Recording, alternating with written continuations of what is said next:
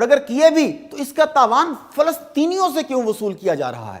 ایک طرف ہولوکاسٹ کا واویلا اور 60 لاکھ کا جادوئی جھوٹا فگر۔ یہودی کتب میں فلسطین کو بلند مقام کہا گیا ہے، چنانچہ عالیہ کا مطلب بلندی کی طرف چڑھنا ہے اور یریدہ کا مطلب بلندی سے اترنا ہے۔ یہ یہودی مشکلات کا سامنا کرنے سے کتراتے ہیں اور ہمیں ان کے لیے مشکلات پیدا کرنی ہیں کہ یہودیت اور صہیونیت میں جو فرق ہے اس کے مطابق چند لاکھ صہیونیوں نے ملینز یہودیوں کو بھی یرغمال بنایا ہوا ہے۔ السلام علیکم ناظرین، یہ بات حیران کن ہے کہ اسرائیل، جس کا قیام یہودی لابی کی مرہون منت ہے، مسلسل حالت جنگ میں ہے۔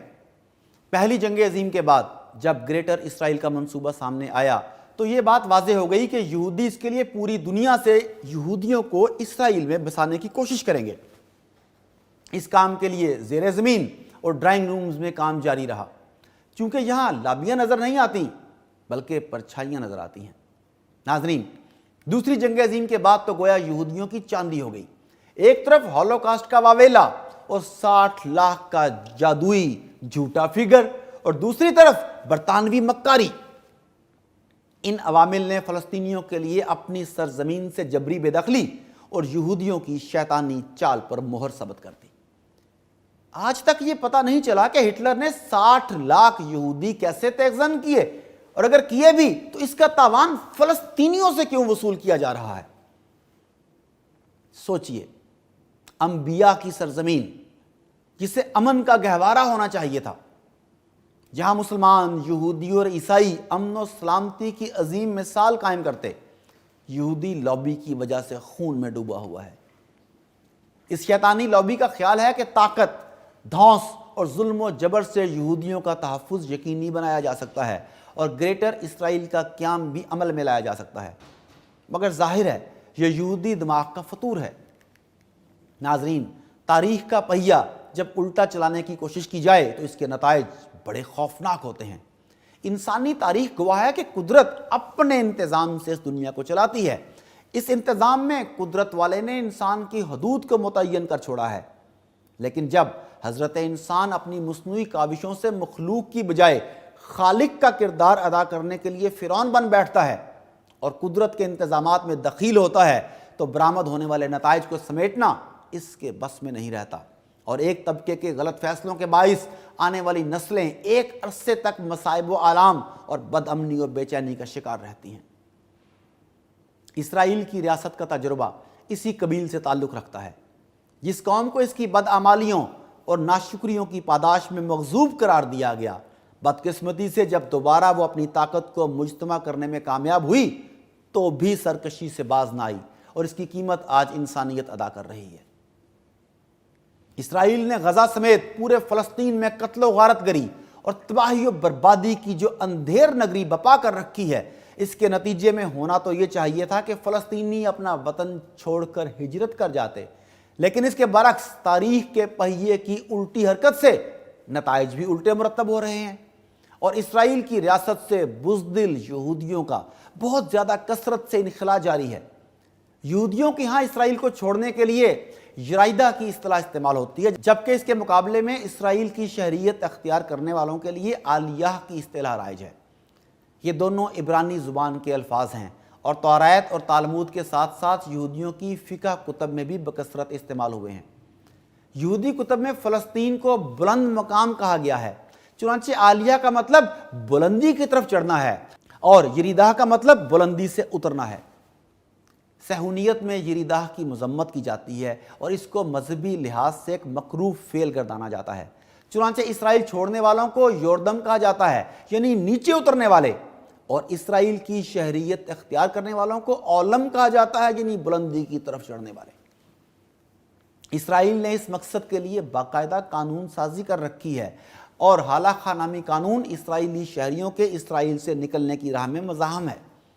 ناظرین، ان تمام اقدامات کے باوجود مصنوعی طور پر آباد کیے گئے یہودی غیر ملکیوں کو اسرائیل سے نکلنے سے کوئی نہ روک سکا، اور وقت کے ساتھ ساتھ یہ تعداد بڑھتی چلی جا رہی ہے۔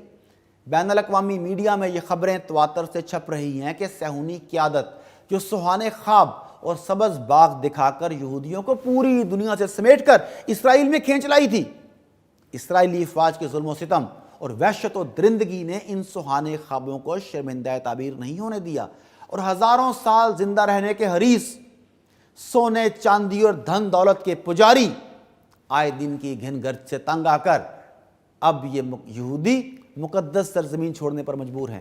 جی ہاں، یہودیوں کی ڈیموگرافی چینج کرنے کی سازشوں کے باوجود یہودی بزدلی اور جاہ طلبی ان کی راہ کی رکاوٹ بنی ہوئی ہے۔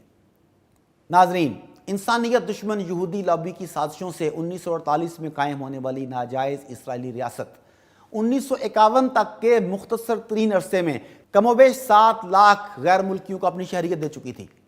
اسرائیل کے حالات دیکھ کر 10% لوگ تو فوراً ہی واپس بھاگ گئے، اور 1953 سے عالمی مہم جوئی کے باوجود غیر ملکی یہودیوں کی آمد کلیتاً بند ہو گئی۔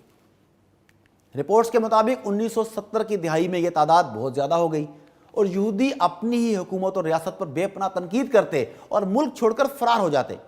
1980 تک یہ تعداد اتنی بڑھ گئی کہ اسرائیلی نائب وزیر اعظم سمحا ایرک اور خفیہ ایجنسی کے سربراہ شموئیل لاہس نے مل کر تحقیقات کا آغاز کیا، جس کے نتیجے میں لاہس رپورٹ کے مطابق صرف امریکہ ہجرت کر جانے والے اسرائیلی یہودیوں کی تعداد 3 سے 5 لاکھ کے درمیان تھی، اور وہ زیادہ تر نیو یارک اور لاس اینجلس میں مقیم تھے۔ 1982 کی اسرائیل لبنان جنگ اور 1983 کے اسرائیلی بینک اور اسرائیلی سٹاک ایکسچینج کے بدترین بحران نے یہودیوں کے انخلا میں اہم کردار ادا کیا۔ اس موقع پر اسرائیلی حکومت اور اسرائیلی سیاستدان سر جوڑ کر بیٹھے اور پورا زور لگایا کہ دنیا کو اس بات کا اندازہ نہ ہو، اور اگر یہ بزدل یہودی اسرائیل سے نکل بھی جائیں تو صحیح تعداد کا پتہ نہ چل پائے۔ اس راز کا بھانڈا اس وقت پھوٹا جب اسرائیلی ماہر آبادیات پائنی ہرمن نے ایک انٹرویو میں انکشاف کیا کہ اسرائیل سے یہودیوں کے انخلا کی جو تعداد حکومت بتا رہی ہے، حقیقت اس سے کہیں زیادہ ہے۔ 2003 میں اسرائیلی وزارت نو آبادیات نے 7.5 لاکھ اسرائیلیوں کی تعداد بتائی جو ملک چھوڑ کر امریکہ اور کینیڈا آباد ہو چکے تھے۔ یہ تعداد اسرائیل کی کل آبادی کا 12.5% بنتی ہے۔ 5 سال کے مختصر عرصے میں 2008 میں اسی وزارت نے مزید 7 لاکھ اسرائیلیوں کے انخلا کی تصدیق کی، جن میں سے 4.5 لاکھ برطانیہ میں اور باقی ماندہ یورپ کے دیگر ملکوں میں جا بسے۔ 2012 میں مشہور عالمی ادارہ پیو ریسرچ نے 2012 میں اپنی رپورٹ میں انکشاف کیا کہ اسرائیل میں 3,30,000 سے زائد پیدا ہونے والے یہودی شہری اپنے ملک سے باہر آباد ہیں۔ لاس اینجلس کے یہودی سفارتکار ڈینے گیبٹ نے دعویٰ کیا کہ 6 سے 7 لاکھ یہودی تو اسی شہر میں موجود ہیں۔ ناظرین، یہ اعداد و شمار تو حکومت یا سرکاری اداروں کے فراہم کردہ ہیں، اصل تعداد کیا ہوگی اس کا اندازہ بخوبی لگایا جا سکتا ہے۔ یعنی ایک طرف اسرائیلی ناجائز ریاست فلسطین کی ڈیموگرافی تبدیل کرنے کے لیے یہاں یہودی گروپوں کی حوصلہ افزائی کر رہی ہے، انہیں فیسیلیٹیٹ کر رہی ہے، مگر دوسری طرف یہ مقدس سرزمین جو قربانیاں مانگتی ہے وہ فلسطینی مسلمانوں کے علاوہ کوئی اور نہیں دے پا رہا، لہٰذا یہ یہودی اس ارض مقدس سے بھاگ رہے ہیں۔ ناظرین، ایک رپورٹ کے مطابق دنیا کی کل 15% یہودی آبادی اسرائیل میں مقیم ہے۔ اس سے اندازہ کیا جا سکتا ہے کہ اسرائیل کی ناجائز ریاست 85% یہودیوں کی عملی حمایت سے محروم ہے۔ 2007 میں 42,000 اسرائیلیوں نے دوسرے ممالک کے لیے شہریت کی درخواستیں دیں، جن میں سے 4,000 افراد کو جرمنی میں شہریت مل گئی، اور یہ تعداد 2005 کے مقابلے میں تقریباً 2 گنا تھی۔ جبکہ تصویر کا دوسرا رخ یہ ہے کہ اسرائیلی ریاست کے دروازے بلا امتیاز رنگ و زبان و ثقافت دنیا بھر کے یہودیوں کے لیے غیر مشروط کھلے ہیں۔ اسرائیل کے ٹی وی چینل 2 نے اپنے نشریات کے دوران دکھایا کہ ان کے نمائندے نے کینیڈین یہودی سے پوچھا کہ تم اسرائیل کیوں چھوڑ آئے ہو؟ تو اس نے کہا یہاں کینیڈا کی زندگی پرسکون بہت ہے۔ اسرائیلی اخبار دی ہرٹز کے مطابق سابق روسی ریاستوں کے بے شمار یہودی اپنے سابقہ ملکوں میں واپس جا چکے۔ ناظرین، در حقیقت اسرائیل کی تاسیس کے وقت کل عالم کے یہودیوں میں ایک مذہبی جذبہ تھا، اور خاص طور پر یورپی رویوں نے ان کے اندر شدید قسم کا رد عمل پیدا کر دیا تھا، جس کے باعث اسرائیلی ریاست کے اعلان قیام کے ساتھ ہی دنیا کے کونے کونے سے یہودی امڈے چلے آئے اور اپنی کل دولت اور مال و متاع اور تمام اثاثہ جات حیات بھی ساتھ لائے۔ 1976 میں اسرائیلی وزیر اعظم اسحاق رابن نے ایک انٹرویو کے دوران کہا کہ اسرائیلی شہریت اختیار کرنے والوں کی تعداد سست روی کا شکار ہو چکی ہے۔ انہوں نے اپنے انٹرویو کے دوران بتایا کہ پہلے یہ صرف خواب تھا کہ اسرائیلی سرزمین پر پیدا ہونا کتنی بڑی سعادت ہے، لیکن یہاں بسنے والے یہاں کی مشکلات کا مقابلہ نہیں کرنے پائے۔ اور انہوں نے نئے آنے والوں کو اپنے اندر جذب بھی نہیں ہونے دیا۔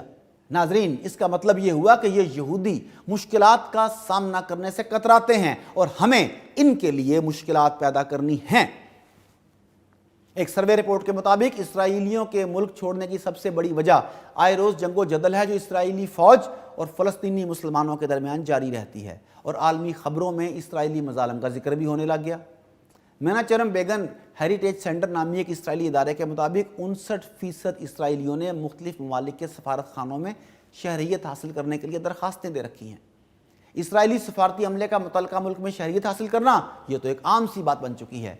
خاص طور پر 14 سے 18 سال کی عمر کے نوجوانوں میں یہ عام تاثر ہے کہ اسرائیل رہنے کے قابل ملک نہیں، اور اس نسل میں مایوسی تیزی سے پھیل رہی ہے، جبکہ دوسری طرف فلسطینی ڈٹے ہوئے ہیں۔ اس سے صاف دیکھا جا سکتا ہے کہ اس ناجائز ریاست کا مستقبل انتہائی مخدوش ہے۔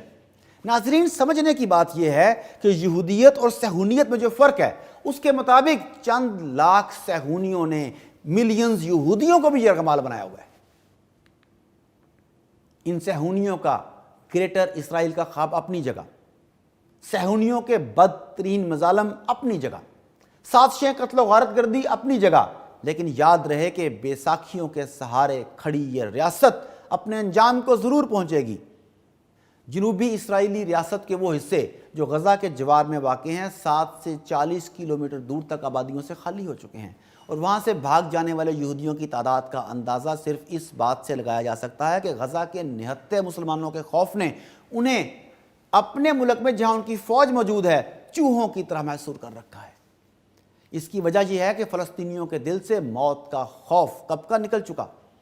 عرب شیوخ اور مسلمان ممالک کے بزدل حکمران انہیں کتنی ہی عزت و احترام سے نواز لیں، ظالم صہیونی ضرور اپنے انجام کو پہنچیں گے، اور قرآن کا وعدہ ہے، بے شک اللہ کا عذاب شدید ہے۔